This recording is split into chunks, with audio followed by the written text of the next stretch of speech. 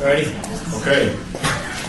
All right, I will call the recommending committee meeting for April 17th order.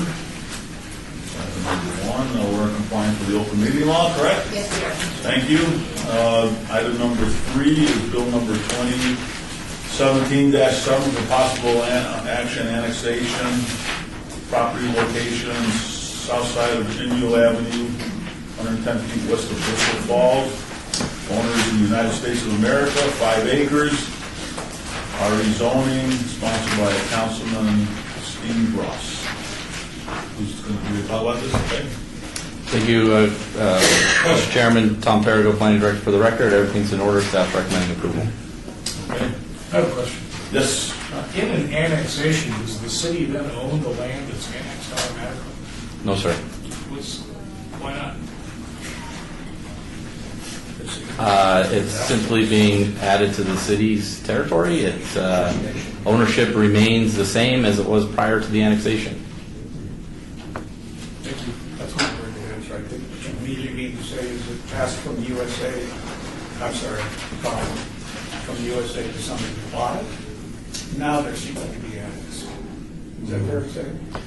The It says owner USA. the current owner, correct, is USA. It's the Bureau of Land Management. Frequently, the city does annex in property that is owned by BLM. Oftentimes, those are in the process of being sold or otherwise disposed of. But it does not change ownership to the city. It has nothing to do with annexing. It's simply becoming part of the city's territory. It may be transferring to somebody else that's in the process, but no, it doesn't affect the ownership by annexation. Any other questions? This is a public meeting. Anybody from the public wishing to be heard on this item? I will close public comment. Any motions? Move for approval of bill number 2017-7. Okay, there's a motion on the floor. All those in favor? Aye. Opposed? Motion carries unanimously. This item will be heard on May 3rd, 2017 at that City Council meeting. Item number 4, bill number 2017-8, possible action, annexation, property location on the west side of Mustang Street, approximately 300 feet south of Buckskin Avenue, being petitioned by Margarita Oreda and Jose Israel Lopez. It's 1.1 acres, and it is sponsored by Councilman Ricky Barlow.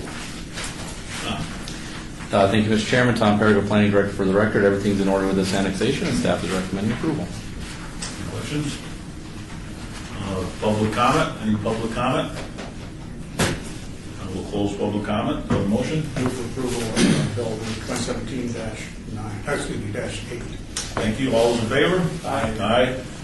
Opposed? Motion carries unanimously. This will be heard on the May 3rd, 2017 City Council meeting.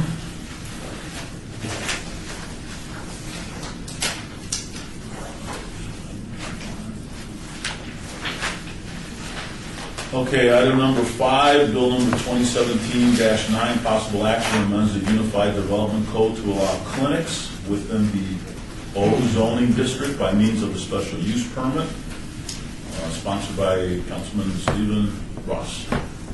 Tom, are you? Thank you, Mr. Chairman. Tom Perigo again for the record. The nature of clinics has changed over time, where now, in many instances, a clinic might be perfectly appropriate in an office zoning district. Currently, it's a permitted use in C1, C2, and all of the industrial categories. So staff is, the sponsor is proposing to add clinics to the office zoning district so that in those instances where maybe commercial zoning isn't appropriate, but a clinic would be perfectly acceptable, then you could have a clinic in an office zoning district. And again, it's by a special use permit, so it would take full notification of everybody living there, and it would be discretionary on council to approve or deny those clinics in office zoning. So with that, staff is recommending approval.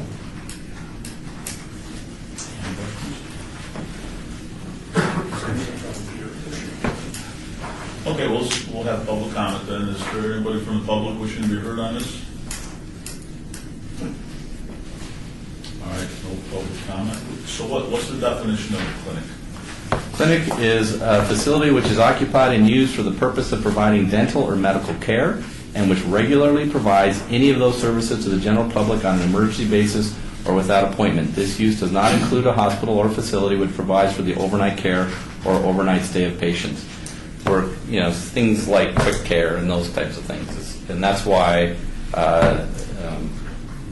this amendment would allow those types of uses, again, where appropriate, and again, through a special use permit. So it's fully noticed to everybody living in the area, and council has complete discretion over whether or not to allow that. Okay, any questions? All right, do I have a motion? Okay, I have a motion to approve. All those in favor? Aye. Opposed? Motion carries unanimously. Item number 5, that will be heard at the May 3rd, 2017 City Council meeting. So now we'll go on to item number 6, 2017-10 for possible action, amend the city's medical marijuana regulations in various respects, including adjustment limits on hours of operation, deleting certain product limitations, modifying disposable procedures, creating a license for support businesses, and revising dispensary fees. It is sponsored by Mayor Pro Tem Ross, Councilman Beers, and Councilman Kaufman. So, Mr. Chairman, for the record, Karen Duddleston, Deputy Planning Director. The bill before you today does a variety of things to bring the city's current codes on medical marijuana in alignment with Clark County's codes. So I'll just go through the list. It replaces the current medical marijuana suitability investigation structure it would now follow the same guideline as all other privilege licenses, so it would be just like liquor or massage for the licensing. Removes the definition of adequate supply, adds medical marijuana support business, extends the hours of operation from 6 a.m. to 3 a.m., allows temporary business licenses for any outside of the city-based medical marijuana establishments, changes the key employee requirements of having a qualified person on premises at all times. The business is open to allow the qualified person to be available for immediate contact. Removes requirements of the consultation room being segregated and patients being accompanied by an employee. Removes the pre-packaging and serving size requirements. Allows infused waters and beverages. Allows dispensaries to participate in ancillary businesses. Allows the giving away of free samples or free product compensating an employee in the form of product rewards programs, customer loyalty programs, and merchandise. Updates the disposal requirements to allow expired marijuana to be held on site for 30 days before disposal, and will allow that marijuana to be returned to a cultivation or production facility for disposal. Removes the $75,000 annual dispensary fee and makes it a one-time origination fee, which all of our current dispensaries have already paid. We would note that we have been meeting with the industry. We have 2 thoughts or proposed amendments that you might want to consider. The first one is the actual definition of medical marijuana support business, which you will find in section 6.95150 B5. The end. Page 11. It is page 3, line 3. Oh, wait a minute. Page 21. medical marijuana support. Yes, There's 3 lines. right. And I think the city attorney's already been working. Do you have the proposed First Amendment in front of you, or do you have the regular? I have a First Amendment, I have a proposed First Amendment, I have a proposed First Amendment, I have a proposed First Amendment, I have a First Amendment. So I got 5. On the other hand, Bob's not. You don't, okay. So First Amendment, proposed First Amendment. 2017, oh, that's 11. And And this is.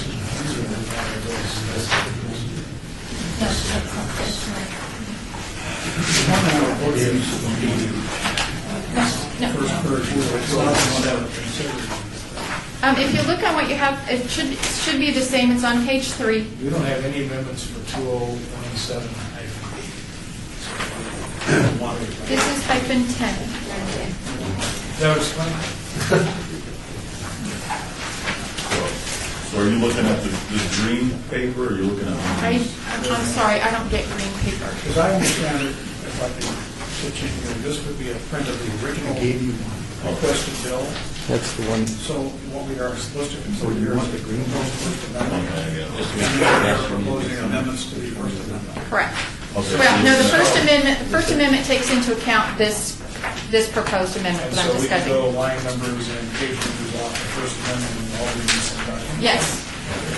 Are you working with this copy? All right, so we're working on proposed First Amendment, and you're on page Three. 3, line 3. Line 3, medical marijuana support business means a business that provides goods or services to a medical marijuana establishment and receives at least 50% of its annual revenue from licensed medical marijuana establishments, period. In the version that was published, there was a continuation of that line that said anyone that was required to get a state agent card, and we agreed with the industry that that was much too broad. So we would propose that it just be that from the version that was published. This doesn't say anything about it. How is this enforced? If we don't have access to total revenue for, I'm just thinking of accountants, just because I'm one. Right. And so we don't have access. Well, I guess you do. On my business We do license, when we I tell audit. you what my gross revenue is. We do. Most of these businesses are operating, many of them provide employees at some of the facilities. They want to transport marijuana so that they do have to get a state certificate. Those are the ones that we're really concerned about. Is making sure we know who they are and we have them in the proper category and we know who's involved in the industry. Okay, amendment number 2. Mr. Chairman, just one question. What is the language you want to add to this First Amendment here? I do not want to add anything. I just wanted to point out the difference between the version that was advertised to the public and this, and it So this simply is- removes this is fine. that one This phrase. is staff is agreed here. Yes, we've agreed, and the representatives we've been working with the industry I got another agreed. person who was reading the wrong version. Okay. I just want to make sure we're all on the same page with where we are. The other discussion that we've had with the industry, and that is on the labeling, and that you'll find on page 21. 21, line 24. Currently, what our code says is labels must not have the appearance of similar labels found in a grocery store. The proposal that we've been discussing with the industry is that would be labels cannot mimic a commercial brand name or package. What our concern is from licensing is that we don't see things that are Kit Kat bars and they look exactly like a Kit Kat bar, only they're green. So the packaging looks the same as it would be attractive to children. So we don't want to see something that they've taken a commercial product and used that packaging to look and mimic the same.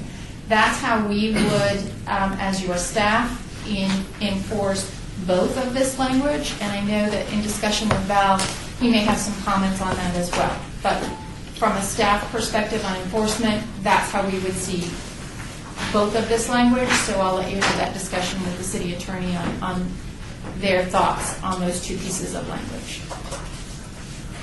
Any questions on that? Go ahead. Okay, so at this point here, and maybe in another line in the section, I have heard, I just found out the first time last year, I think it was, that you could virtually make something exactly like a gummy bear. You just don't call it a gummy bear or something like that. That you could make it look like one. I don't know what kind of package a gummy bear comes in. So are we talking about package and a label that inside it still looks like a gummy bear? We have provisions in our code that you cannot make marijuana products in the form of characters, so we would not allow a bear. That, So that- even though those, they don't really own the, How is it I found that out? It is that apparently you can't protect the shape or something of your product. And Right. so anybody can. And in other jurisdictions that I have seen when I've traveled in Colorado, I have seen actual little bears that I could not tell the difference between a gummy bear and this, or the little worms or whatever. But we don't allow things in the shape of characters, and I know that the state and several of the governor's panels are doing a lot, having a lot of discussions. There's several bills in the legislature. So in the future, once those get sorted out, a lot of what we have in our code, for example, the security and things like that, are in discussion, and a lot of that is being moved to those state regulations and state laws. So we'll bring it all together at that time. But right now, what those committees are doing look very, very, very similar to us of what we Well, currently you have in take our for an facilities. adult use, okay. Kit Kat could be used for adult, Kit Kat bar, so apparently we don't control the shape of that. We would not control the shape of the Kit Kat bar. What we're concerned about is a label or a package that looks exactly like a Kit Kat bar. Maybe it could be green instead of red, but with the same font and labeling and picture or something like that. From a staff perspective, that's what we would be concerned about, is that it would look the same. Right now, the labels that we see are very different. They're very clearly marked. They have unique labels to the industry rather than mimicking something that you would commonly see in your grocery store. The last question, Mr. Chairman, is how do we handle cheats where they're skating on the edge? Close, but not exact. And we try to work in a partnership with the state on those things. For example, we have found cake pops with bright hot pink sprinkles all over them that looked exactly like something my child anyway, when they were that age, would think was really cool. And we worked with them on packaging to make sure we had a clear silver package over it, that there wasn't, rainbow stripes and everything on the outside so you could see it. So we work with our dispensaries on those sorts of things, and we have a regular call with the state to try to go over those things that we're seeing out in our dispensaries. Okay. So the language that you're proposing is not in this proposed First Amendment, right? The language was language that we were discussing with the industry, and I met with the city attorney's office to go over how we see both the current language we have and that from a staff perspective. They're both reflective of what we feel we need in order to make sure that. It's not in this document. It's not in this document, so I'll let Val address the actual language on that and So what. what's the language you're proposing? 19 through 12. Yeah. I don't have the language that was proposed, do you? About mimicry? I do. Why don't you just read it? Okay. And then I'll explain Okay. our position. Labels cannot mimic a commercial brand name or package. This is in lieu of one of these? In lieu of line 24, labels must not have the appearance of similar labels found in a grocery store. Okay. The proposal from the folks that we met with in the industry would be labels cannot mimic a commercial brand name or package. Okay, gotcha. And you want to comment on that, Val? Yeah, I was just going to say that, I'm sorry, Val Steed, Deputy City Attorney. We didn't see much difference in the new language. We don't have any objection to either one.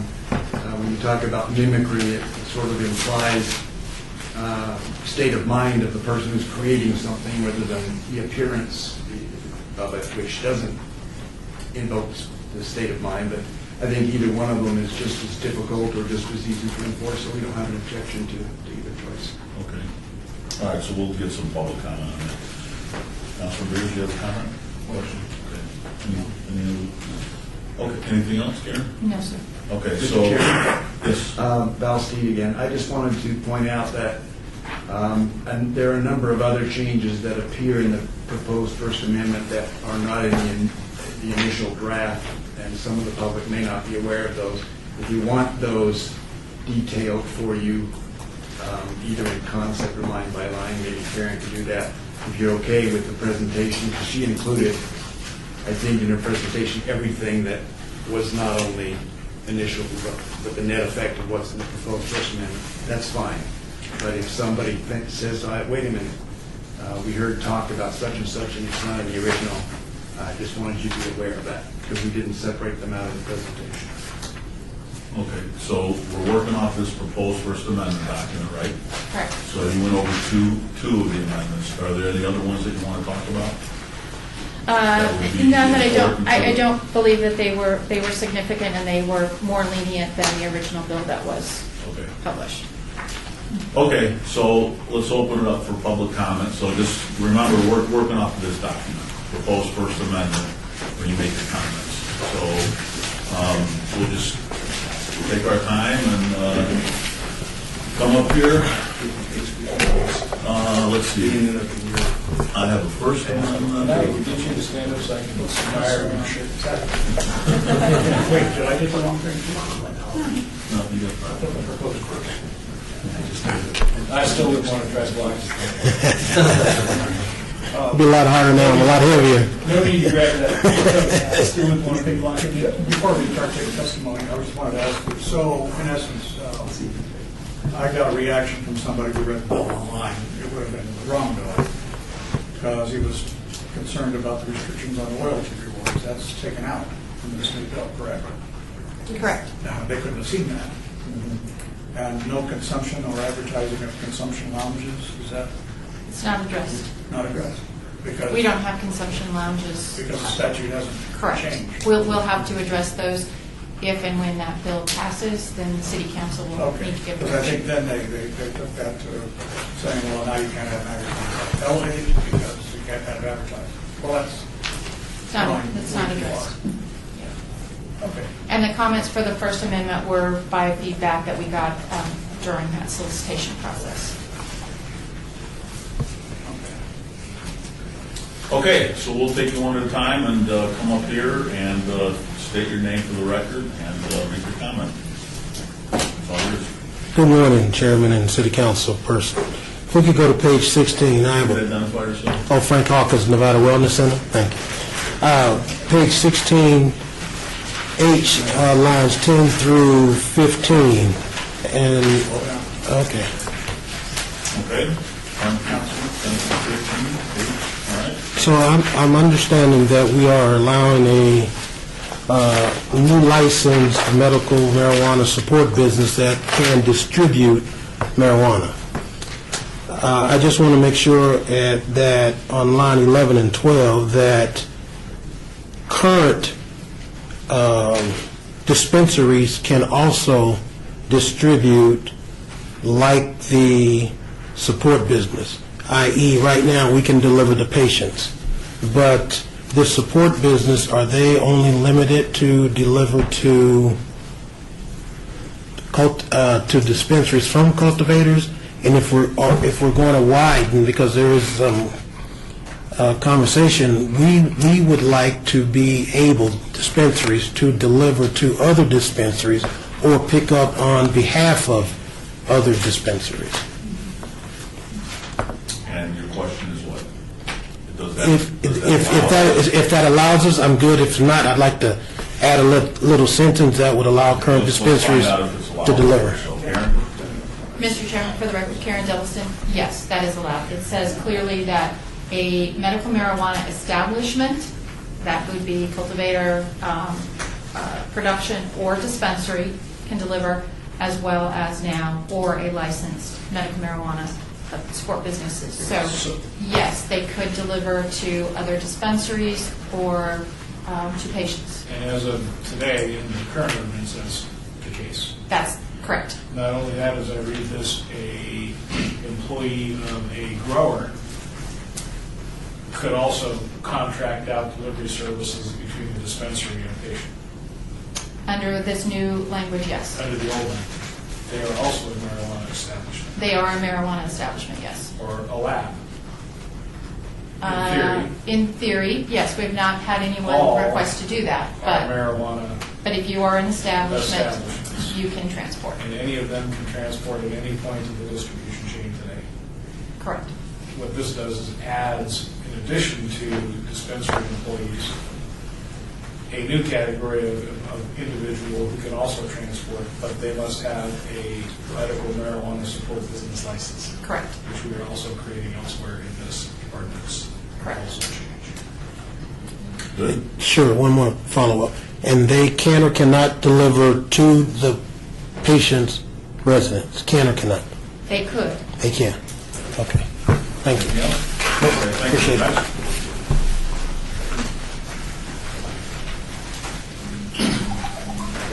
Hi. State your name Hello. for the record and Amanda Connor of the law firm of Connor & Connor. I'm here today on behalf of CPCM Holdings. I have worked with staff on behalf of the industry along with other people, and first I'd like to thank staff for their willingness and time to work on this, and also thank the sponsors for coming forward.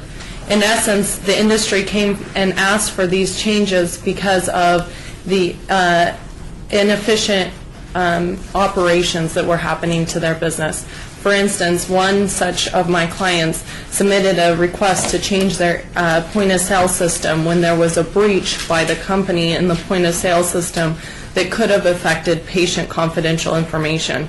That request was sent into staff pursuant to the required ordinance and did not receive response for 6 weeks. Such delay in business operations is exactly why we came forward to ask for these changes. We do appreciate that, as Karen outlined, that several changes were made, but we still ask that other categories or topics be addressed. For instance, in the city, it can take several months for owners to be vetted, where in other jurisdictions or at the state level, it can take just weeks. Therefore, in our opinion, the city should defer to the state on the vetting of owners and remove the duplicative investigation effort. On the ordinance before you today, we specifically request the following issues be addressed. One, on the ownership vetting, as I just mentioned, defer to the state to eliminate duplicative investigation processes. As Karen Duddleston recognized, the state is addressing the edibles and the restrictions that are appropriate for the industry. We'd request that the city defer to the state's restrictions so that there are not contradictory or duplicative restrictions on edibles. We'd request that the Okay. I just need to know, Amanda, are you addressing the original bill or the First Amendment? the First Amendment. Okay. On the outside the city license, staff is aware that we would request that this requirement be eliminated or pared down, because right now What's eliminated or pared down? the outside the city license, there's a license that is required that if your cultivation or production facility is located outside the city, you must obtain a license to bring your product in. All owners are required to be vetted, and there's fees associated with that. It's my understanding that the ordinance was to be in parity with the county, and the county has no such license requirement. For instance, if you're in North Las Vegas, a cultivator can sell into unincorporated Clark County with no license and no fee. We would request that the requirements to have your plans submitted, such as internal signage, accounting, advertising, that they be submitted and approved for any change, that be removed, and instead you just notate changes at the time you renew your business license. And that would eliminate these delays in internal business operations while waiting for staff approval. The bond is in the ordinance. We understand that waivers are permissible, and in most cases waivers are granted, but we would request that the bond requirement be addressed and eliminated if possible. On hours of operation, we appreciate that the staff did expand the hours of operation, but we would request that consideration be given to 24 hours for the dispensary operations. On paraphernalia, there's a restriction, and we have discussed this with staff, and we understand that they're taking it into consideration. But we would like consideration be given to where paraphernalia can be located within the dispensary. Specifically, right now, there's a real restrictive that it only be located in the consultation room. We understand the concern that they do not want paraphernalia, these to still appear professional, and we're not asking for that, but we would like some flexibility in business decisions on where it's located. And finally, I would like to address the fees. We understand right now at the legislature, fees are being addressed, and that probably those need to be discussed at a later time. But we'd just like the city to be aware that we would like to keep the fees to such a limit that there is not encouragement to a thriving black market. Again, I appreciate all the consideration and time staff and the council have put into this. Thank you. Okay, so, Yeah, question. so I have 8 things written down here. So since you two are the sponsors, do you want to go through each one of these here, or do you want to work this out later on, or? We need to thrash it out here because this is where it goes before it goes to the Okay, you want to do that here, you want to obey it and do that? No, let's do it. Okay, very good. Okay, so, all right, Karen, I'm going to ask you to respond to each one of these. And so it's my understanding it's being asked that the vetting process be eliminated by the city of Las Vegas. And that would be a policy decision on behalf of the city council. What we're proposing is that these be treated just like any other privilege license at this point in time, so they could ask for waivers if somebody's been through that vetting process, or if they're not involved in the daily operations, if they're an investor, those sorts of folks could be waived. What we found in the initial process is that through our investigations, we had much more information than the state had. So we look at their business practices. We had a lot of folks from out of state. We had cities that had shut down their businesses. None of that is identified in an FBI background check, which is what the state was doing at that point in time. The state also only looks at the funding, and your requirement is that you show $250,000 worth of liquid assets. When we found in our investigations was that, yes, we had applicants come before you that had a letter from their bank saying they had $250,000 in liquid assets. When we looked into those financials, we found that that money was deposited mere days before that letter was written. So the question that we answered for you all is, where does that money come from and who is backing these businesses? That is the question that you all would need to wrestle with, is what level of information do you want and you need to approve these businesses in your jurisdiction. We know we have all of the current players, they're all in place, so the question is going forward when new ones come before you. Okay, any comments on that? Yep. Well, I think I like what you're saying, because after all, the current players will sell. Some of them will sell. There will be people involved. It's just the normal course of business. I hate to cede anything to the state, unless, of course, the state is doing a more rigorous, check that we do. And it doesn't sound like they do, at least in some cases, like I know in some liquor cases, gaming cases, they've also found more detail than the state would have for us. I'm a little concerned because of Amanda's approach to this, because I like your letter of April 11th. It's very well written, Amanda, but you don't address your proposed changes by page or line number or in any way preference it to make it simple, providing language. Pages and line numbers here about 20 minutes ago, so I would forgive for that information. Do I need to figure that one? Okay. My apologies. Okay. Yeah, so let's just stick in the questions and comments. Are you doing that one? Yeah. Okay. So, all right. So under vetting, I appreciate the energy and effort that we put into the vetting that we do above and beyond everything else, but I'd like to get a handle on what has been the result of that. What has changed the outcome of the process? I'm sorry, I apologize.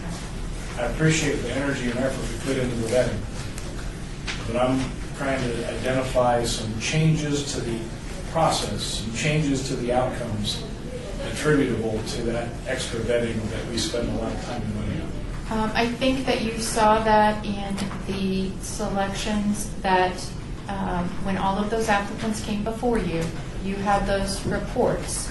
Understand the state shares very little information with us. And that is one of the issues, because they have a confidentiality issue. So their reports, they will not share with us.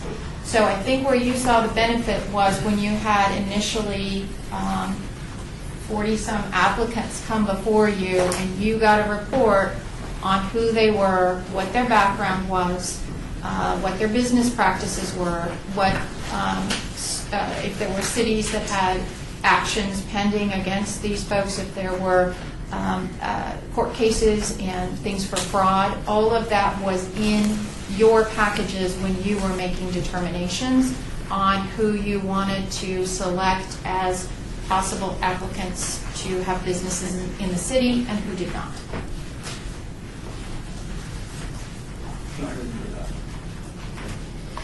And refresh my memory on alcohol and gaming. On alcohol licenses, the state does no vetting at all. Not to our knowledge, no, they do not share anything. Entirely yes. Entirely yes. On gaming, they're both sides vet, but with a different goal. On gaming, we defer to state gaming because our investigations are very, very similar. They fill out the same form. We will, the City of Las Vegas and Metro accepts the state gaming background form so that applicants only have to fill it out once. So they can file it with state gaming, they file it with us. We will defer to the state on state gaming on the liquor portion if there's a liquor license that goes along with that, and in some cases there is, in some cases there is not. But state gaming looks at the financial background, they look at where the money is coming from, they go through and look to make sure that to the best of their ability, that who is coming before them for licensure is the actual owner and not a front person where somebody else is providing the money in the background. That's the piece that we did not see through the process in working with the state on medical marijuana. And so we're careful to make sure that, say, the 7-Eleven is actually the owner and not the owner fronting for some other person Correct, that's our goal. at the 7-Eleven. So I guess I don't understand how this comes up as a disparity between us and the other jurisdictions in the valley. Are they not interested in this extra vetting process? I believe in my discussions with them that their council, because of when they made their decisions, what they will do going forward, I don't know. But at the time, my discussions with them was they were getting a list from the state. That's all who could be considered at that time. North Las Vegas chose to accept the state's recommendations and not do any additional vetting. Henderson did do additional vetting. They had applications. They did eliminate some of the applicants in Henderson. The county did a vetting. They had a form that everyone filled out. They did it in-house in their licensing department. They did not forward them to Metro. So everyone did it slightly differently. So I think we had an anecdotal story or I've had an anecdotal story, I don't know if we've heard it here yet, of a change in ownership that was reviewed for 9 months by the city before it was. And we did provide back to Ms. Connor the actual dates of when things were received by city licensing and when forms were received and when they were Shorter forwarded. than that? And it was much shorter than that. Like how much shorter? Darcy Albiherd, for the record. We received the completed applications in October and got the vetting back, I believe, in January. So 3 months. And that's the new commitment. We've been working with Metro on trying to get a commitment out of them, and they have the new head of special investigations is making it their goal to get their vetting done within 90 days. And get they a response. exist only to serve the city. Right? They don't, county doesn't utilize that department of Metro. They do. What do they utilize? Liquor, all of their privilege licenses, they use them for the same purpose that we do. Does this bill, as it's amended now, address thresholds that would trigger an investigation and a transfer? Yes. And what are those thresholds? The threshold would be the ownership would have to come to us. They can request waivers for anyone that's not involved in the daily operations that has been through privileged license or has an active license in another jurisdiction. And we'll contact that jurisdiction, see how their operations are, those sorts of things. But it would go to that 10%, principal is 10%, or as determined by the director if we look through the package and find that we believe somebody is more involved than they're leading us to believe. So one thing we could do to streamline this potentially would be to change that threshold, that percentage ownership that triggers an investigation, right? That would be one place to. We could say if the overall ownership transfer is less than blank percent, we would not do an investigation. The question becomes then at what point do 5 ownerships of 10% or less come in, and at what point then do you take a look at that business really becoming totally new folks? And the county does or does not run their applicants through the special investigation?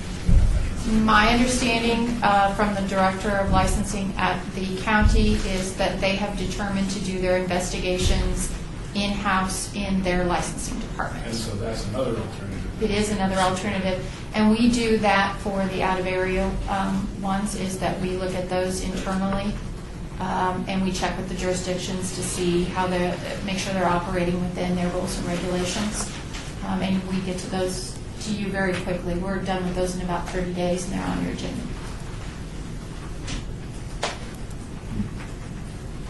Can I ask another? Sure. Thank you. So just to refresh my memory, you talked about the situation where people can come in with a series of 10% or less. I've seen that. You tried that on an establishment on Fremont Street, which helped us a great deal bring them to heel and, kind of make them honest. And it still kept the business going, but they had to understand they had to comply. Now in gaming, the state licenses are, how many levels are there? Because you have a key employee, which is a little less than the full gaming license. But how many are there amongst the gaming licenses, and what are the percentage thresholds? And I apologize. I can get that information for you, but I do not know off the top of my head. Maybe somebody knows that here, but I'm thinking there are certain gaming investigations which are more thorough than others, depending on the responsibility of the job the person's applying for. And we have that as well. We do have a key employee investigation that does not include any financial background. We're just looking at the person and their criminal history background to make sure that the job that they want to fulfill is appropriate with their background. So, for example, ice cream trucks, we are looking specifically for issues with children in their criminal past. So I think state gaming is probably a little overstaffed because that's just the way the GCB is. They've got more than they need, and nobody dares question what they have. But on the other licensing functions of the state, they're understaffed. There's not that heavy a lobby on the small stuff. Do we feel confident that they could do a good job? Because I need to know, are we just trying to hang on to our prerogatives here on the question of who, or in fact, could they do a better job? Because their staffing fluctuates a lot more than ours does, because their budget fluctuates a lot more than ours does. If we feel good, and I do, about ours, I just want to make sure you agree. And I think a lot of it is the difference of philosophy. For example, the question of financing and who really owns this business. Is it somebody that has a letter that says, I have $250,000 right now in the bank? Or is it, show us your tax returns, show us your bank statements, where did that money come from? Did it get deposited the day before? Or do you have the financial wherewithal to show that you are actually this business? That philosophical question. In other state agencies, for example, the massage board contracts with Metro for those investigations down here. So we have great confidence in, we don't do individual investigations because it's done through the same process. What they chose to do in medical was to get the FBI fingerprint, which is part of our Metro investigation. It shows you what's in that federal computer. It does not look at a variety of things that might be pending or that would be of concern that we want, that as licensing, it's our charge to at least make sure you have that information when you're looking at applicants. So I think it's philosophy, and it's also that partnership, and we're trying to create that partnership with the state, but they haven't done any vetting since the original. and everyone was overwhelmed at that point in time. There were so many applications. My idea, I don't know if you agree with this, but it is this, the representation angle of people in these businesses. We represent, we're here all the time. We can be appealed to if there is a problem. At the state level, if we were to cede the authority for some of these things to the state, they wouldn't have any comeback because they can't. I mean, it's a faceless guy or gal in Carson City, legal branch office here, that's making the decisions. And so you have to be careful for what you wish for if you are talking about taking it out of their hands or us surrendering it, let's say, to another agency. Merely for the sake of efficiency, there are times when you need to reach us, the industry people. So I'm curious to know how they feel about it when it's their turn to testify. It just makes sense to me to stay local with this stuff. Ceding to the state can be a mistake. It And sounds good. And I think one of the things that we do, and I'd have to ask Val for the exact language and where it is in here, is one of the things we did not do in marijuana was allow temporary licenses, so the director can look through that package, issue a temporary license for that change of ownership. They can make it on an immediate basis, and then investigation completes, and then it comes to you all. And that, I know we put it in here for out-of-area temporary licenses, but we could do that as well, which speeds up the process for the applicant. Because those are issued within 30 days by the director. How long should it take? For an investigation, Yes. you know, there are several factors. Is the package that we get complete? Is everything Assuming there? that it's from the October date when the complete package arrives. Right. It depends on Metro's workload at the time. We did ask Metro to make all of our medical marijuana applicants the #1 priority from the city, and they did that. They got those back fairly timely. I've looked through some of their timelines, and a lot of times it's when can they get someone in for an interview, when they can't schedule with someone right away. Things can get delayed. The FBI fingerprint check is 6 weeks, so we know it's not going to be sooner than 6 weeks before Metro gets that report back, and that's the same, would be the same at the state level. Oh, one other thing. Does that current bill up there in Carson City have any preemption of the local government's prerogatives on licensing? There is a phrase that is in several of the bills that I saw on the initial side. Where they are at this point in time, I do not know. That removed the local government both from licensing and regulation. So it would be from Well, the the fees. original bill, 2 years ago, I think, directed us to look only at land use, right? Right. We went way beyond that. And we have to. Yes, in practice, we are. Okay, because something you said earlier reminded me of our hearings 4 years ago. And I didn't reflect, what the hell it was, big marathons. We had a problem getting data from the state. They wouldn't share it with us. Correct. Do the bills today have some language that indicate they should share more with us? I have not seen any. Nothing. Okay, Thank you. so the second one is, sounds like the request is for us to take out any edible parts of the ordinance and defer to the state. So what's your response to that? I think that what you'll find in here from what we have seen at being discussed at the state level is very, very similar. And we've seen a lot of our language in those state bills. I haven't seen those passed yet, and we haven't. So at this point in time, the question is, do you want to come back after those things happen and determine where and tweak? Maybe you all sell an M&Ms and M? On behalf of the industry, I can assure you that the industry does not want to make any edible that appeals to minors. They do not want to mimic commercial brands. Okay. That's not the intent. Any questions or comments on Karen's I response? think we're going to defer to the state on edibles if they ran a law that says we're going to. Yeah. Okay, so the third one is, talks about selling outside jurisdiction, location, so what's your response to that? If you remember right, about a year ago, the industry came before this recommending committee and asked you to address out-of-area licensees, and you drastically reduced those fees. at that time to 1%, or it's $5,000 for cultivation and $1,500 for production. At that point, that was their request, and you all adopted that request on their behalf. At this point, what we have to realize as an organization is that we are an importer, so we do not have any active cultivation facilities. We do not have any active production facilities. So these businesses are located elsewhere, and all we have is dispensaries. Any comments or questions on that response? I'd like to, if I could, Coughlin, I'd like to see us do whatever we can to try to equalize the opportunity to grow in the city. It makes sense. I don't think our restrictions on the envelope or on odor control were much different than anybody else's. Am I wrong? No, they were not. I really think it's a function of appropriately zoned land. A lot of our industrial land is right downtown. With neighbors. With neighbors.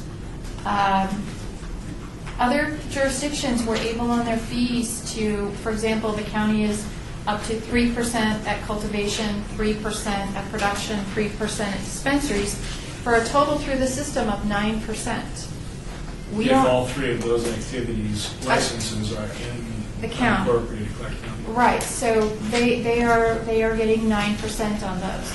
For us, we put our fees at dispensaries So since, when you say 9%, though, you're talking about 3% at a wholesale price, which Correct. would be a third of the retail price, and 3% of production, bigger, which is going to be a little bit more, so yes. high end of it, set. Right. Our fees are at the dispensary level with either flat fees or lower fees at the production and the cultivation. And then we have the out-of-area fees, which are lower than locating in the city, because we have not had any. And so in this bill, we're not changing where we went a year ago. No, we are not. Which We is are 1% of sales into the city, or $1,500, correct, whichever For is production. bigger or smaller whichever is larger. And then for production.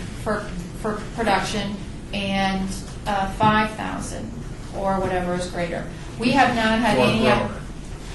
Right, or lower for 1% for cultivation. We have not had anyone pay us over $5,000. We've had some pay as low as 25. Yes. And what do other jurisdictions have in place for extra license?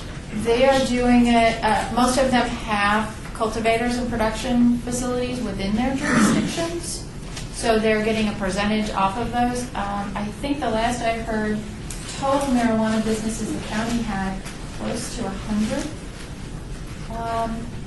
operating. I'll have to get an exact number for you. Close to 100. Cultivators, production, and dispensaries in their system. Whether all of them are open or not, I do not know. But I can get an exact number from the different jurisdictions for you on that. The out of area in different places, they're doing different things. A lot of folks are doing trucking licenses where it's a flat fee for the number of trucks that you have coming into the jurisdiction. And if you wanted us to look at some different options, we could look at some options for you. I think that with the discussions that are going on at the state on fees overall, we may want to participate in that discussion and know where that's going for fees both for medical and for retail, which is not what we're discussing today, but all of those things are taking place at the legislature as we speak. So, Mr. Chair, through you to Amanda, what is the business problem this presents? The problem really, Amanda Connor for the record, the problem really is not with the fee. It's with the requirement to submit to have the owners go through another vetting process, which I understand the ordinance did make change to defer it to like liquor licensing, but we would request that you defer to the other jurisdictions' license. A fee is, if the city needs fee because they're importing product, we understand that, but it's the going through another vetting that can take 30, 60 days to be able to then bring in your product. Okay, Karen? And under our liquor licensing, we have a specific policy that if they are duly licensed in another jurisdiction, we can accept that for out of area and simply license them. So, if I get a chance to make a motion of the record, I'm going to include a proposal that we grant the director the authority to temporarily issue permits on proposed open ownership changes pending the return from the investigation. Okay. But should that be a solution for this problem as well? It can be, but I think the solution that we have in place under 606 is a better solution in that I can simply accept a Clark County license and issue them a license since they're located, as long as they're in good standing with that other entity. Could you do that before this? Not under the current ordinance, under liquor licensing, yes, which is what we're And so- referring everything to here. Yes. Now I would be able to do that. And that would give you the ability to grant a temporary permit to import Correct. pending whatever additional vetting that we do above and beyond the other jurisdictions in the state. For an out-of-area locale, as long as their application is in order, they don't have any other changes, we check with that jurisdiction, and we can put that directly onto your agenda. Under a city council agenda. Correct, for out-of-area ones. We make sure the ownership is correct, that there hasn't been any changes. We do look at everything to make sure we have everything, we don't have concerns, but we can waive everything on all of those owners if they're located outside of the jurisdiction and they have a valid license there.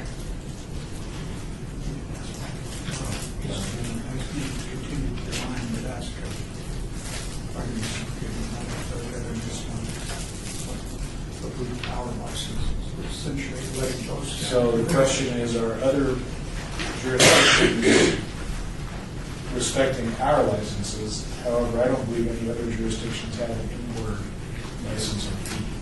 But it was a vetting process. It's unique to the city. Am I correct?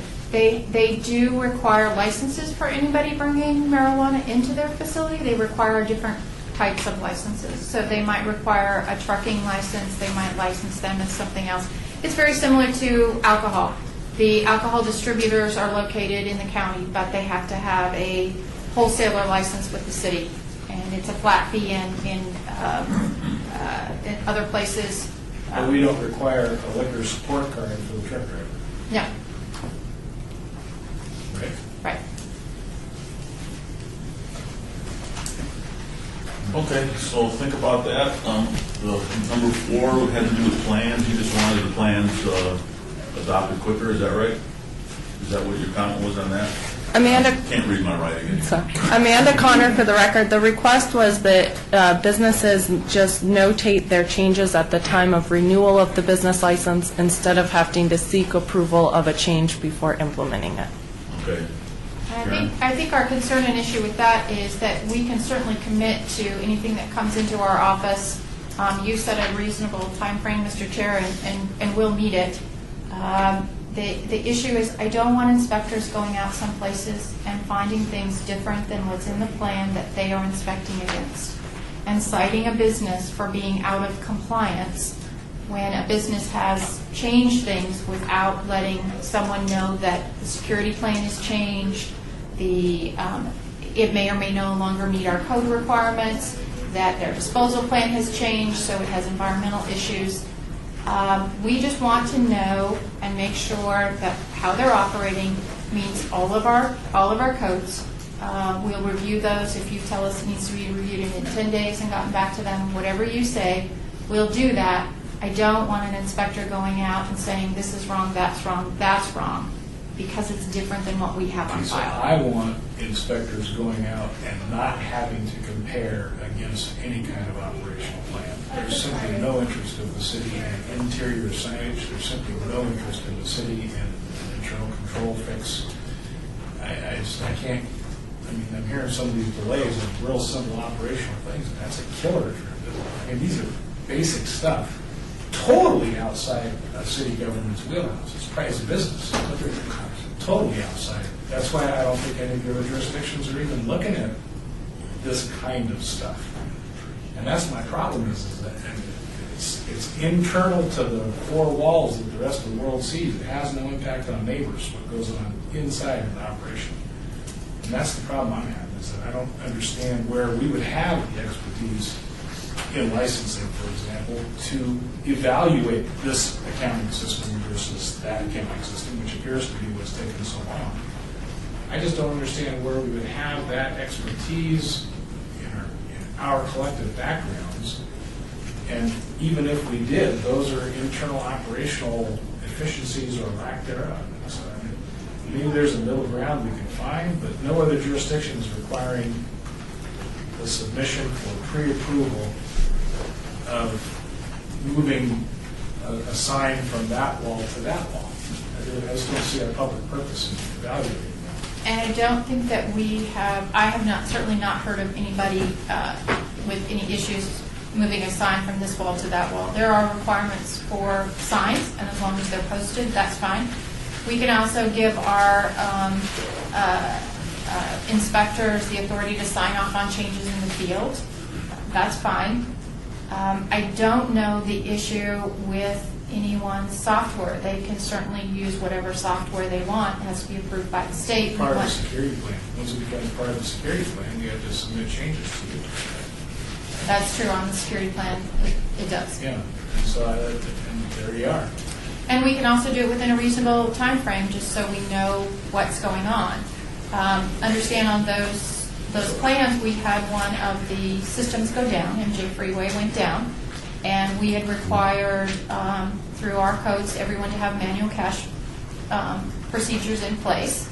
And the city of Las Vegas's cash procedures ended up being distributed throughout the state when that went down.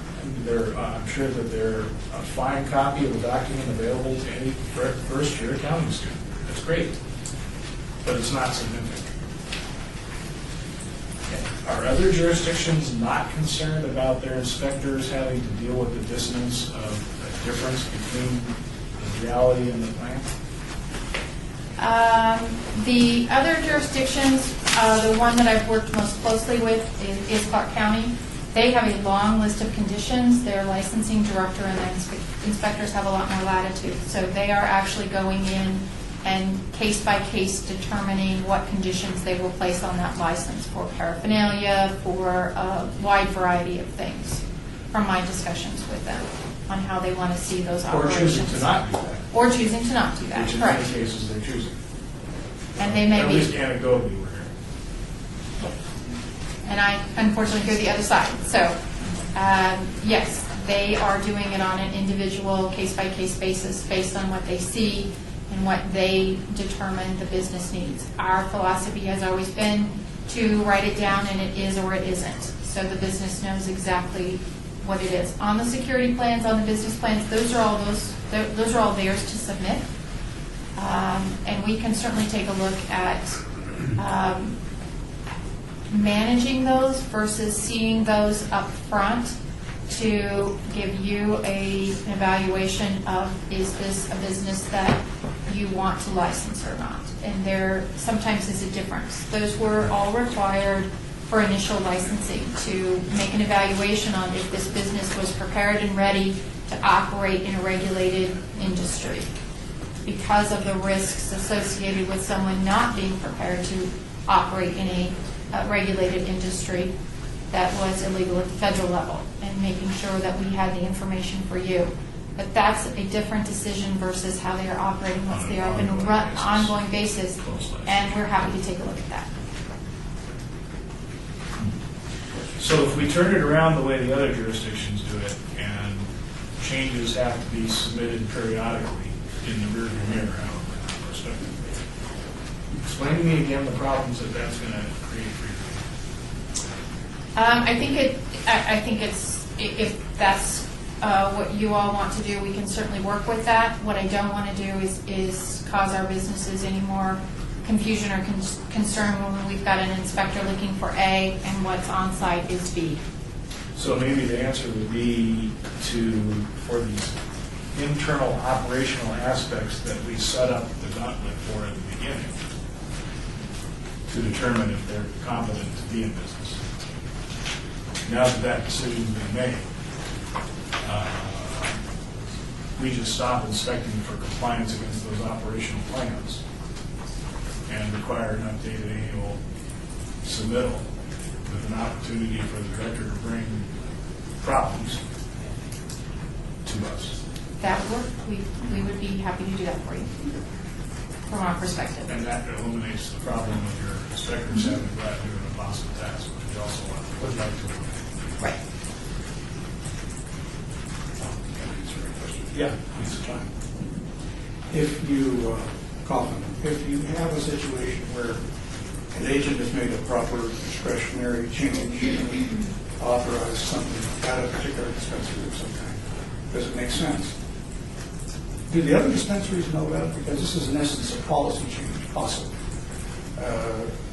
Do we have anything to publish and say our inspectors were at dispensary X and we noticed a change here? It makes a lot of sense. So if you in dispensaries A through Z are also possibly out of compliance based upon the eyes of that inspector, you now can be assured that you can do what it is that X was allowed to do. Do we have that means of communication? We talk to So our... we don't make policy on a case by case, but if you do make policy on a case, that becomes policy for everybody. We do. What we try to do when we make, especially major policy, like how we're measuring floor space or something like that, regardless of what industry it is, we try to make sure we write that down and we make it available to everyone. So often especially with the medical marijuana community, when we've done that, we've sent it out 30 days ahead of time and asked people for comments. Does this work? Does this make sense? Please give us any comments before we implement this. So we do that. Anything else? Okay, item number 5 has to do with the bond, so to eliminate the bond, is that right? Is that what you said? That's correct. Okay, Karen? And I think at this point, that bond is being used for anybody new coming in. I think where we have it, the only outstanding ones we have right now are where we have pending ownership changes. And taking a look at who those new owners are, and maybe it goes back to what some of the comments were before. It's a percentage of ownership change before we would add a bond. But certainly, I believe we have waivers in place for all but one, which has a pending ownership change. Is that correct? There might be two that. And that bond is to cover from what behavior is that bond designed to protect us against? It does two things. It makes sure that we get them up and running on your rules and regulations, so this liability does not come back to the city for licensing someone, and against your license fees, cleanup, those sorts of things. So It's from when to when? right now, as soon as you are up and operating, you can ask for a waiver, correct? Yes. So you when you apply, you submit a bond at that time. When you're licensed by the city council. So an application you do not. Correct. At licensure you do. Right. You So get we're up and- basically guaranteeing your future performance. So in the future, it would really just be And we've used given for all new of it- players And we've given it all back but 2 people, basically, that have not requested. that have not requested. So we could eliminate bonding from the operational going forward, and the 2 that have not are actually changes in license ownership components. Sorry, Darcy Langford for the record. I don't know the exact number, but most of them have requested the bond and been granted the waiver. There's one pending right now on my desk to be fully removed, waived. And then I believe there might be one left that hasn't even asked for the waiver, and they've given us the waiver.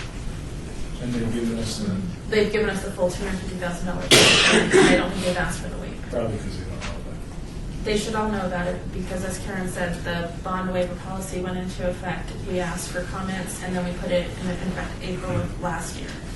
So it was published and sent out. It's on our website, and it was sent out via email to all It's of us. possible we're only a tiny part of these people's world. They're not actually paying close attention to every move we make. That is possible. But we did notify them.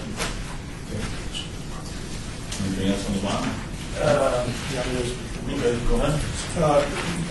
Amanda, your letter of April 11th indicated that bond requirements to be addressed. Staff did indicate that the bond has been waived in most cases. So there's where we have to be careful. Where do you say most cases? Do we know when sometimes it is not waived and does that subject us to discriminatory charges? When it would not be waived is if they have a pending ownership change and we do not have either vetting or approval by the city council for those new owners to make sure that we have continuity. Right now, those are the ones that we would be holding until you all have approved that ownership change, and then we would release it. We have a large bond requirement, don't we? Is it $5 million? No, 250,000. 250,000. Are there two bonds? No, you eliminated the other bond. Okay, so then we're just a named insured, additional named insured. Okay, all right, so I just don't know, in most cases, Amanda, when you say that, you have to be careful, right? Because I don't know where all of your clients are happy, or just your clients are happy and others are not. Where does so a dispensary that is operating and has a change of ownership, but their operating bond has been waived, do they need a new bond for the application for change of ownership? They have two choices. We would certainly not ask for one. What we've asked is that they go ahead and submit their proposed change of ownership, that we vet that, we get that to the city council. They would be required to post a bond if they want to go ahead and immediately make that change of ownership without asking for council approval on that. Pre-vetting. Independent from the operating bond concept Right. for the performance on vetting bond. And if the vetting comes, and if we deny or approve, either way, we give back the bond. Yes, if that owner wasn't allowed, what we would want to make sure of is that if they had already transferred the legal rights of that business, that get unwound, because then we have a different ownership structure operating a business that has been approved and issued a license by the city council. And how do we arrive at the $250,000? I believe that was set by recommending committee based on discussions with the industry here at the last year.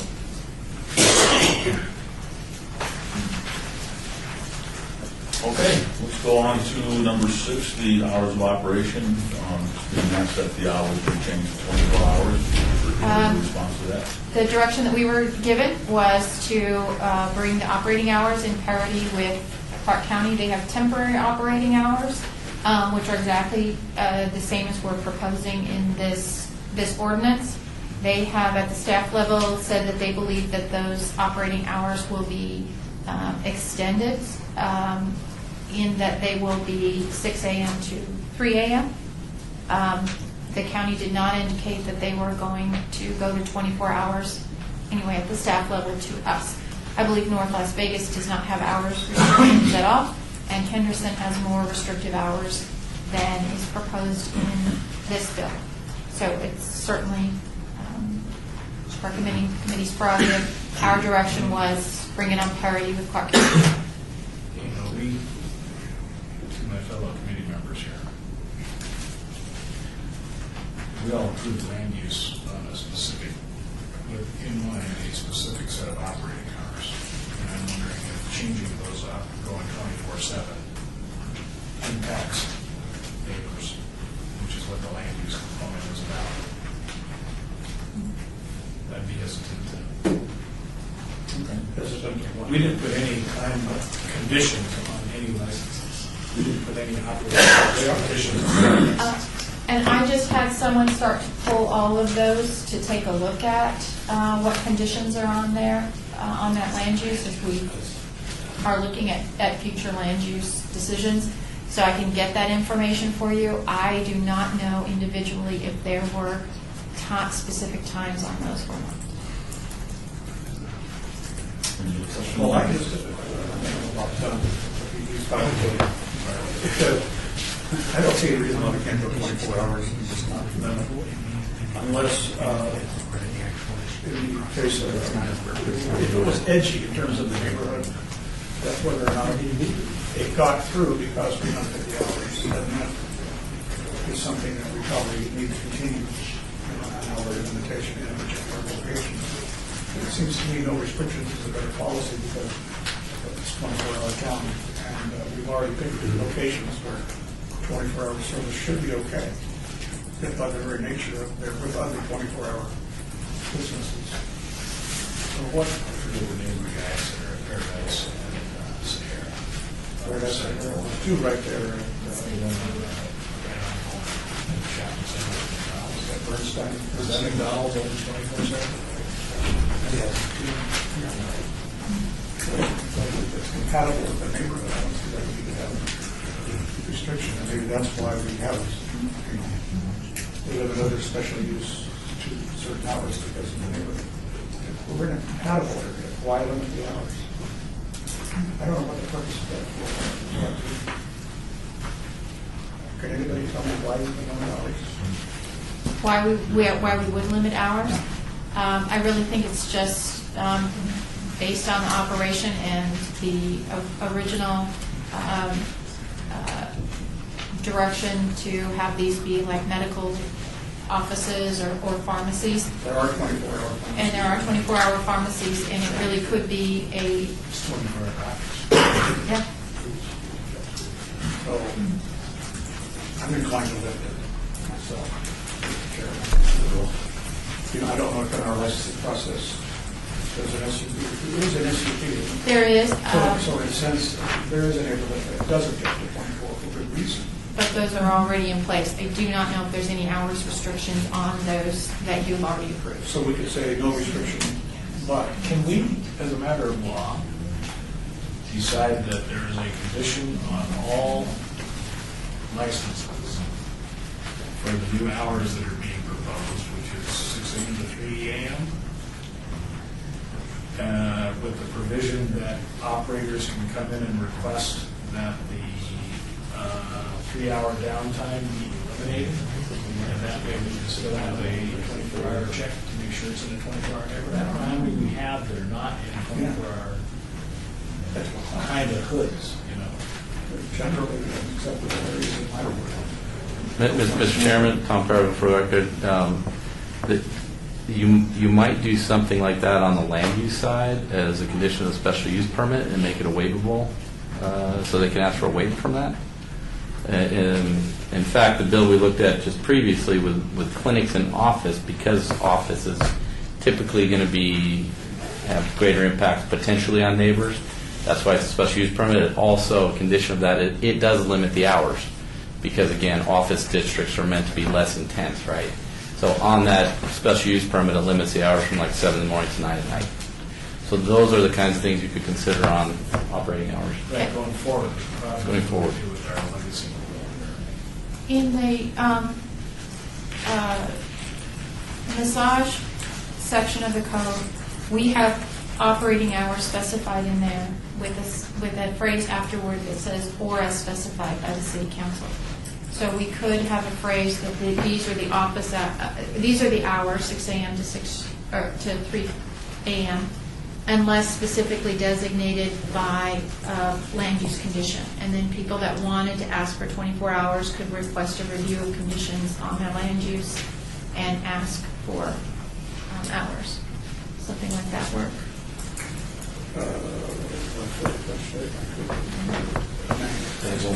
Yeah, does that mean that it would be requiring to notify everybody in the radius around the business? I think if you did it on the land use, And you then it would have to go would. through planning commission and then to the council, which would take months. Yeah. I don't like that. Or you could make it a condition on the license, I guess, if you're the city Mr. attorney. Chairman, I wasn't listening right now to Karen's question, but that doesn't mean I don't like her. What I was going to say is, there may have been land use approvals that were granted without hours limitations because it was known that there were hours limitations in Title VI. If you take the hours limitations out of Title VI and rely on Title 19, as you pointed out, that's okay for new applications, but it doesn't give you any chance to go back and limit somebody's hours on the zoning if it didn't happen already. If that makes sense. There may be somebody in an area where 24-hour operation would have a negative impact on neighborhoods, and you didn't impose anything on the land use. Now you don't have anything if you take it out of Title VI. That's the only thing that I would raise for your You consideration. know what, I've got most of them in Ward 3, and I don't think there's any objection to any of them in locations going to 24 hours. That's just a common sense solution I can come up with. Anything else on the hours? Yeah, can we, so I think what I'm hearing is that we could craft language in here that in Title VI limits operating hours, but also provides for a route to gain an exception through planning commission of the city council. Is that correct? For the land use piece, or you could allow people to come before the city council on a Title VI type application, waiver of, I don't know how we would phrase it, and get their hours adjusted without going through the land use part. Either way is fine. Which is one of those alternatives a way to planning commission? Oh, yes, Which one? the Title VI one. But of course, the factors that you might want to consider are the factors that are typically considered by sending out notices and hearing from people who are affected, and that's set up in Title 19 where it's not set up in Title VI. But we can, councilperson could request that variance out. Sure. Under 6. Under 6. Well, No? Right. There's not much we can do under 19. We can certainly say, we can accelerate it to the extent that we could say, at planning, that's a final decision. That'll only just save us a couple of weeks, but the whole thing is really quite lengthy. You need to consider the notice of publication and all that other stuff. I'm ready to move on. Okay. The next one was paraphernalia location. What was that about? Amanda Connor for the record. The request is to eliminate the restriction that paraphernalia only be displayed in the consultation room and limit or expand the 10% of gross of square feet of the consultation room for the display. The request would be to consider the total dispensary floor square footage as a percentage or expand it in some So way. more space. More space, and not a restriction to only displayed in the consultation room. But I thought we did away with the consultation, or we're proposing to do away with the consultation. Well, the consultation room is still there. The separations from other areas we're doing away with. The consultation room is actually where you have your product, where patients can meet with a counselor and discuss product, those sorts of things. That's where we have the one-to-one thing. And we're removing that. So what's your response? So theoretically, you don't have to have a waiting room for people so that they can come into the consultation room one at a time from now on. You do have a waiting room where you have to check IDs because no one can go in to that area unless they have a medical card at this point in time or a caregiver of someone. So you do have a separated waiting room, but once you're into that consultation room, then you do not have to have a one-on-one. So you are correct that people will not have to go in there one person at a time anymore. We checked, Ms. Connor and I discussed this, we went and checked through all of our notes. We don't have any dispensary that is anywhere close to 10% on their paraphernalia, so we're not quite sure what the issue is at this. This was a change that was made last year in the update to your marijuana based on what the industry requested to have it be the same. This is the same as it is in Henderson.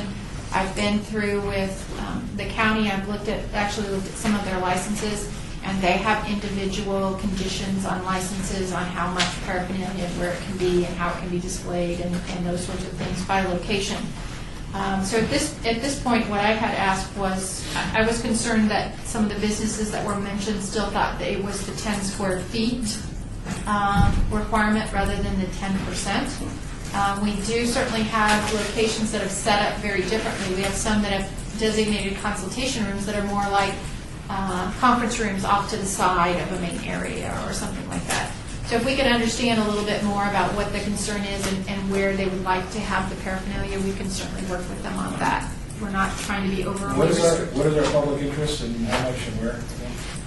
Really, it's what can be seen and making sure that we do have that professional medical appearance rather than what would commonly be termed as a head shop when you go in.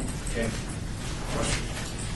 This, I would just like to get rid of it. I think the county doesn't have any limitation. I think the 10% was pulled out of the air. It's arbitrary, as many measurements are, because we had that on liquor and retail. 10%. It's not arbitrary, it's how many fingers we have. Bob. Digits. Okay. So there's 10, but someone might be a partner.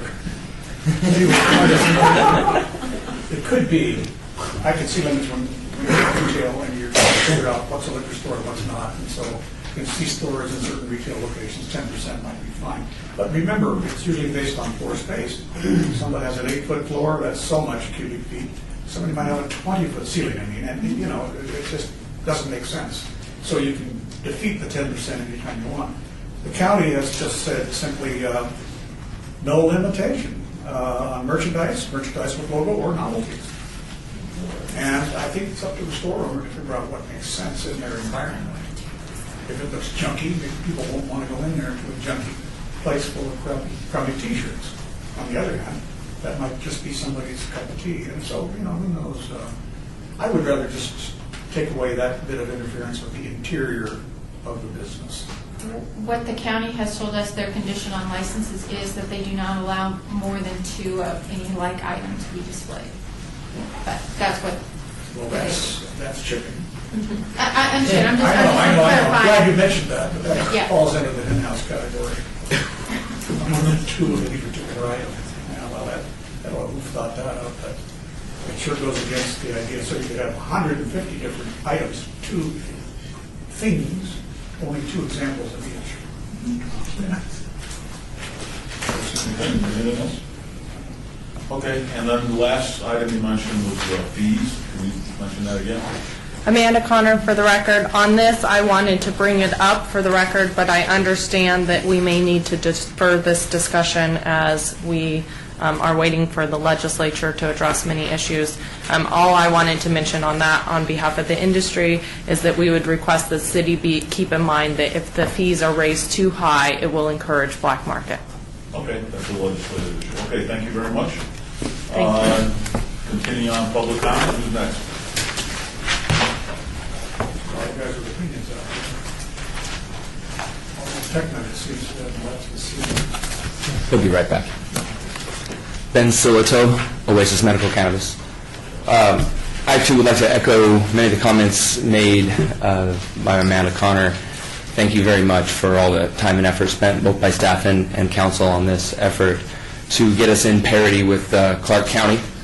There are 2 things, in my opinion, that are very important. Like I said, I agree with everything that Amanda had said, but a couple things that I wanted to echo. The first is the licensing of outside cultivators and producers. Let's just call them wholesalers. I understand the importance of making sure that we're doing business with upstanding members of society and that we're not supporting the criminal element through our industry. In fact, we pride ourselves on eliminating that aspect of cannabis. But the state has done their own vetting, and they have determined which companies are suitable for this industry. The additional requirements are doing 2 things. First of all, they're being circumvented. So without limitation, any cultivation facility can sell to any cultivation facility, and any production facility can sell to any production facility. So if somebody doesn't want to go through the extensive background check to be able to sell to the 11 dispensaries that are located within the city of Las Vegas, actually 12 coming up here pretty soon, they'll just sell to somebody who's already gone through that process, who will then in turn sell it to us. So your whole process of trying to make sure that you're preventing secret owners or straw owners or whatever it is that you're concerned about, it's really being defeated. And then for those that that are not willing to do the circumvented deal, we just miss out on that. So lots of patients come to us and say, well, why don't you have so-and-so?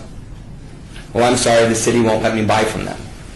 So we lose that patient, and they go down the street to Reef because they're on the same street as me, a mile down the road in Clark County. And the patient doesn't know that I'm in the city of Las Vegas. They don't know that Sahara is the border. So we lose them, and you lose, potential taxation as a result of that. The other side, the fee side, the taxes, 5% and 7%. And Karen mentioned earlier that it's 3% is what the county charges. Let me clarify that for you. It's 3% on the first $1 million in sales. It's 2% on the second $1 million in sales, and then it's 1% above that. So our patients don't care that I have a higher tax burden than, let's just say Reef, because I've already mentioned that. I have to price our medicine the same with tax included. They don't care about that. The money they spend is the money they spend. So we pay 5% and 7% taxes that are not found in the county, and all that does is go against our margins. And we've done nothing but lead since we've opened. And we're just asking for parity with Clark County so that we can compete against them. These regulations place an undue burden upon our businesses, and we're looking for parity so that we can actually compete and have the same opportunities that these other businesses in other local jurisdictions have. So, thank you. Those are my comments. Okay, thank you. Next.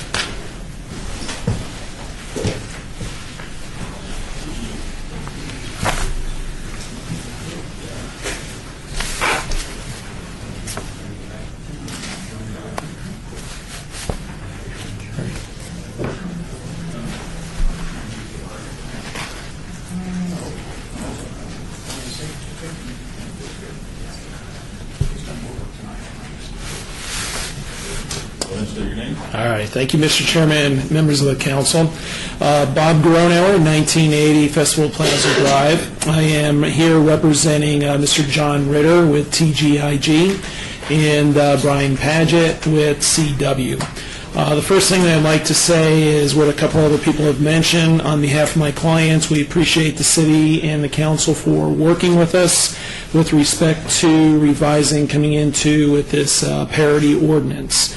I'm going to be short and sweet because Ms. Connor addressed many of the issues that we had concerns with on the ordinance itself.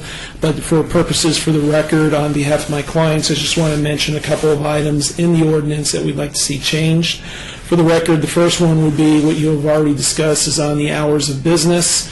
One of the concerns for us as operating businesses existing already is when you do not have a 24-hour use, you're going to expend more of a cost when you shut down the business at 3 o'clock and you got to reopen the business again at 6 o'clock. It's analogous to the taverns that you see. They're open 24/7. They don't close at 4 o'clock and open up at 6 or 3. Close at 3 and open up at 6.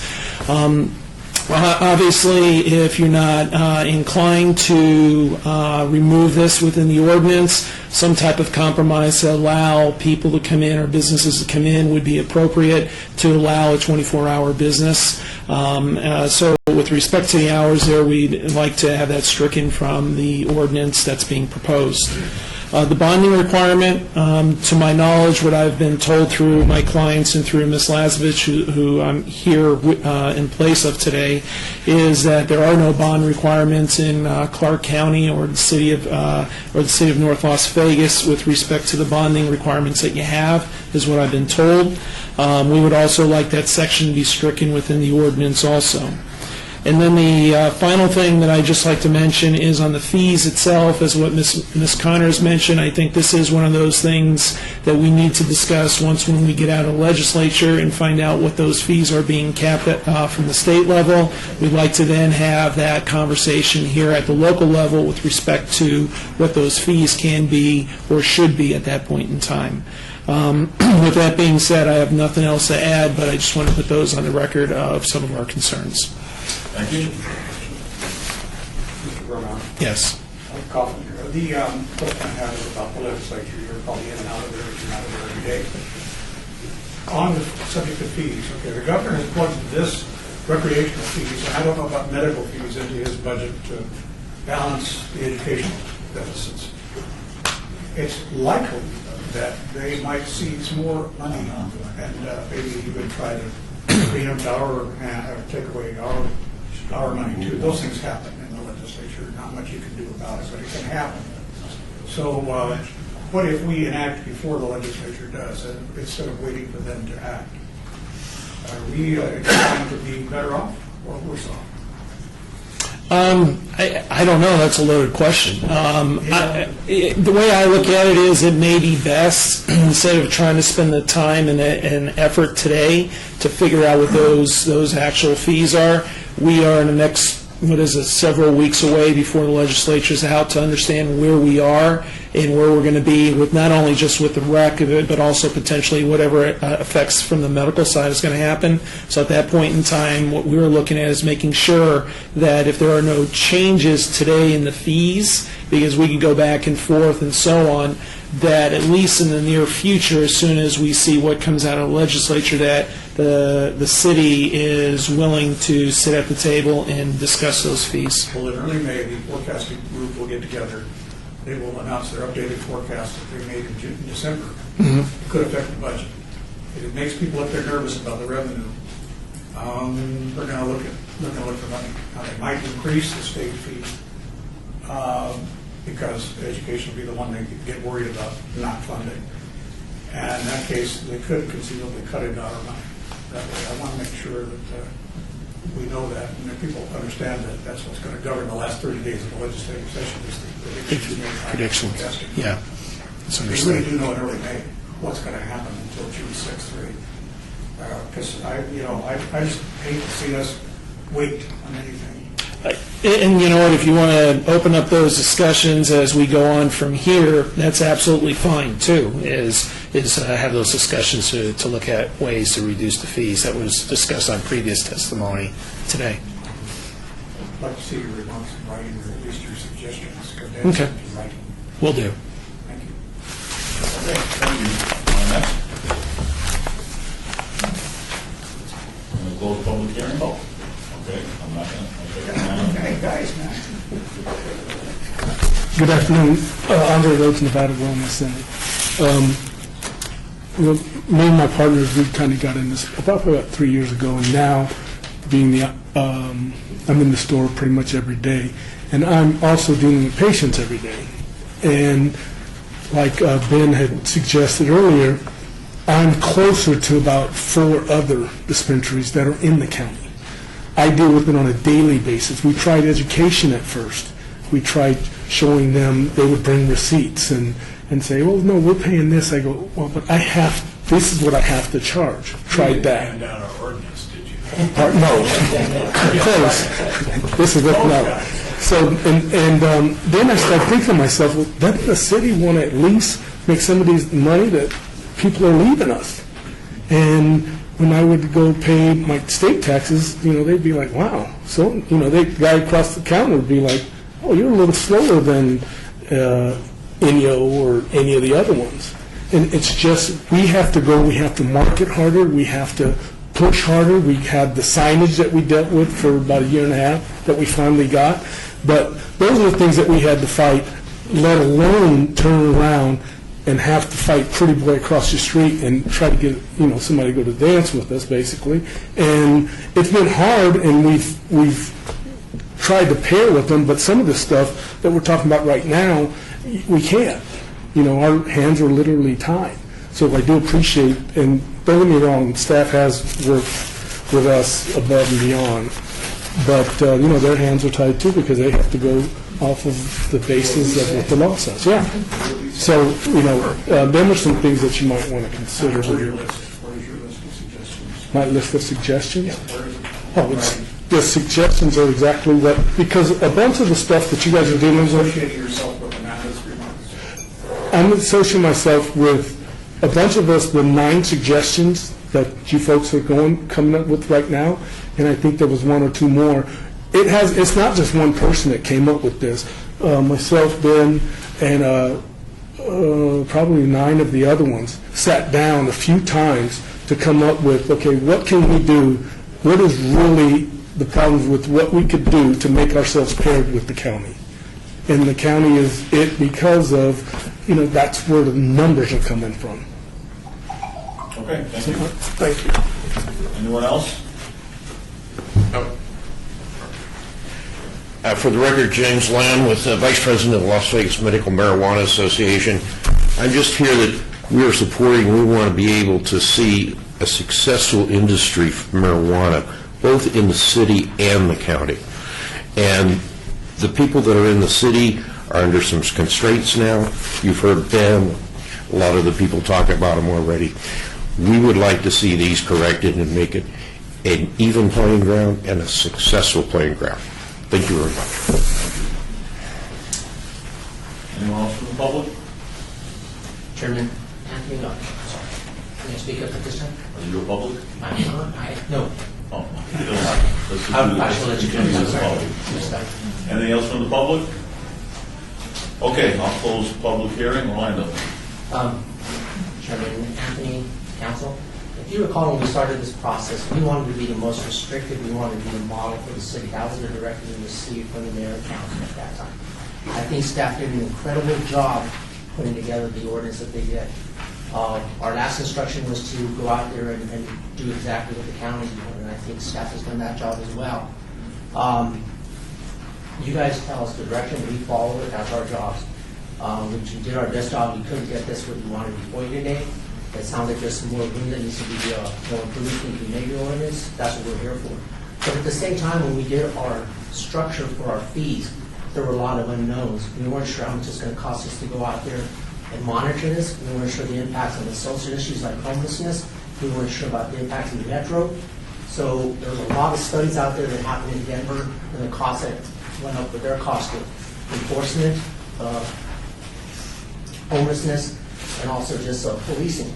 So there were a lot of unknowns. So we didn't want to go undercut because once you undercut trying to raise it, you know how difficult it is. So I just want to put that out for the record. Okay, thank you. Okay, so Val, if you can help me with some options here. So first of all, we have this first draft of proposed amendments ordinance, right? This is in order. So we could pass this today.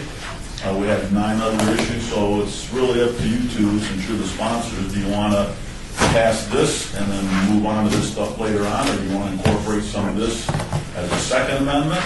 And I'll leave it at your pleasure, since you're the sponsors. Bob's been doing the lead work on this. I've been kind of disabled the last few months. And we were just having a sidebar on that, Mr. Chairman, about there's still work to do. The question is if he's confident to move today on a bill that we would continue to revisit at council. We take it straight to council. They're more It's safe to say we've been revisiting this at council for a good 5 years to come. Yeah. We did go first. And that's a position of great peril in the world, showing your cards first. But I got pretty excited when I started hearing people from outside the industry, inside the legislature, tell me that they're hearing rumblings from within the industry about a wholesale move out of the jurisdiction of the city of Las Vegas because we were just so much more onerous than everybody else, and that's really the problem. I believe we're now hurting ourselves because people are driving across Sahara, where conditions are a little less forgiving. So I propose that we recommend approval of the proposed First Amendment with the following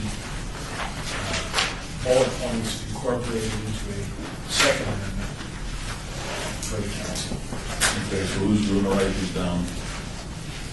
Now, if you guys are- so this will be the second amendment of the ordinance that will go to the city council on May 17th, is that correct, Val? Correct. Okay, all right, shoot. First of all, the director being able to grant a temporary permit on ownership changes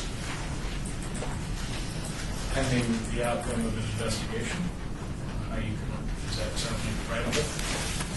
Or is that just the owner or the director can grant a temporary permit or can temporarily approve ownership changes, assuming a bond is in place so we can ensure that it's unwound in the event that it falls apart and pending the results of our investigation?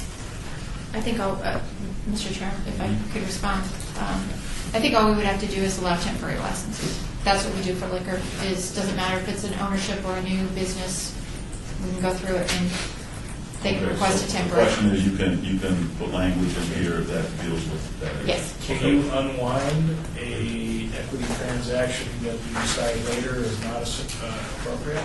Yes. With the temporary, the director can issue a 90-day temporary, then it has to go to city council. You take a look at it, and you can do a temporary when that investigation comes back. I bring it back to the city council with an area of concern, and you consider at that time a permanent license is not issued until you've looked at everything and are satisfied. Good. Yeah, let me just say that we've got the easiest thing to do would be to strike the language in the existing code that prohibits the council prohibits a temporary license from being granted. The problem is I don't know that there's not other language in the code relative to changes of ownership that doesn't need tweaking as well, that might conflict. I mean, Karen says that to allow temporary licenses would fix the problem. I don't know that that's true. It sounds right, but we might find that there's other language that needs to be tweaked, and I just can't tell you that. And you can bring that back to us. I can bring that back to you, but I can't guarantee you that you'll be happy with what I bring back. That's the risk you run. Never request. We have a month until the council meeting. Correct. Well, I'm sure we'll have a lot of. Okay, so That's number one. That's number one. The next one is on all operating plans, including merchandising oversight, in lieu of the 10% requirement. Any changes in operating plans be submitted to licensing every 6 months. No changes need to be pre-approved. Okay. Same caveat. We'll have to look for Other provisions areas that we don't have in this. this. Yeah, and see if we can adjust them. And And again, risk your unhappiness, but we'll do our best. and not changing any of our current rules or regulations regarding exterior, the impact on everyone else, just interior. Okay. Okay, that's number two. By the way, are you talking about the 10%? If you say. I'm saying 10% goes away, merchandising plan, Throwing out the 10%. throwing out the 10%, throwing out the internal operational aspects of the business, Including the location of paraphernalia. including the location within the store.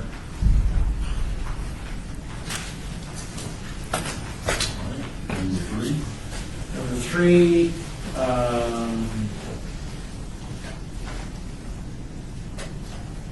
eliminate the restriction on operating hours. And let me point out to you that something I'd forgotten on page 4 of the proposed First Amendment. We could eliminate all reference to hours, but in Page 4. Lines 22 through 25. Basically, all of that could come out because it was all about limitation rather than authorization. But it also would not